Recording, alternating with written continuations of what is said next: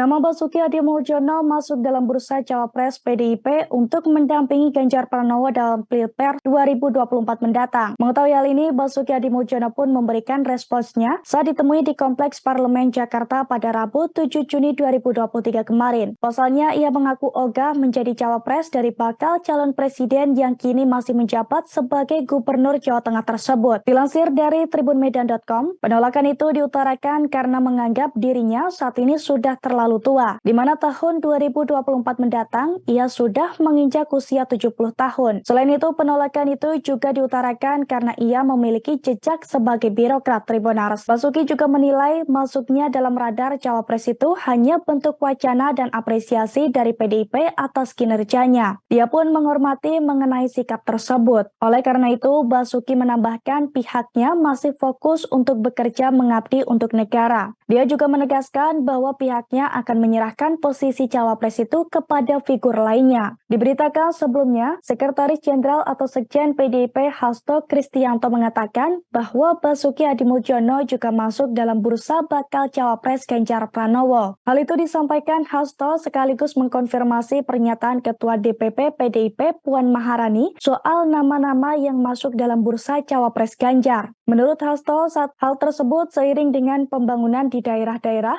seperti Aceh, Papua, Sumatera, Palembang, hingga Nusa Tenggara Timur yang maju berkat kebijakan Basuki. Hasto menuturkan nama-nama yang masuk dalam bursa cawapres Ganjar nantinya akan digodok Ketua Umum PDIP Megawati Soekarno Putri bersama Ketua Umum Partai Politik pendukung Ganjar. Dia menyebut bahwa Megawati sudah menjelaskan jika capres dan cawapres yang diusung PDIP bukan semata untuk kepentingan partai, tetapi untuk bangsa dan negara.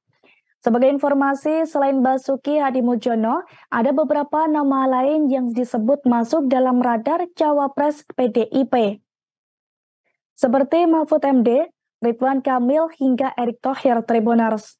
Bahkan nama Ketua Umum DPP Partai Demokrat Agus Harimurti Yudhoyono atau AHY juga turut disebut Puan Maharani untuk masuk dalam bursa cawapres PDIP.